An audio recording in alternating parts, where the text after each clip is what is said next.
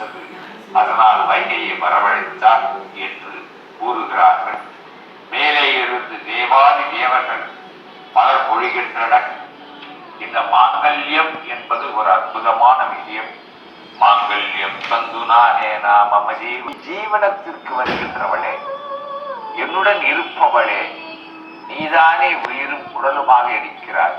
கெட்டி மேலம் முழங்குகிறது. இந்த மாங்கல்யத்தை சூடுகின்றனர், பொறிகளை தூவுகின்றனர், மலர் மாறி பொழிகின்றனர், பூமழை பொழியும். அற்புதமான இந்த திருமண வைபவத்தை உலகம் உயிரும். அந்த மாங்கல்யத்தின் மகிமை என்ன என்றால், தன்னை மாங்கல்யம் அணிவித்த மணால் நீண்ட நாட்கள் ஆயுள் அமைய வேண்டும். மாங்கல்ய பலமே அம்பாள் தான் இருக்கிறது. எதை விட்டாலும் விடுவார் தமிழ் பெண், மாங்கல்யத்தை விட மாட்டார். அந்த மாங்கல்யத்தில் தான் பலம் இருக்கு. மாங்கல்யம் என்பது வைரத்தாலும் பொன்னாலும் ரத்தனத்தாலும் தான் இருக்க வேண்டும் என்பது அல்ல.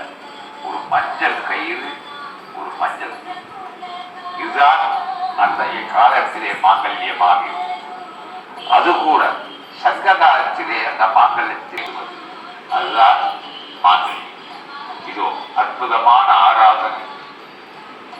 நேரே சென்று பார்த்தாலும் கூட தரிசனம் செய்ய முடியாத இந்த ஆராதனையை ஜெயா தொலைக்காட்சி வைகையிலே நீர்தான் தீர்த்த பின்னர் பதஞ்சலி முனிவரும் அவர்கள், அதாவது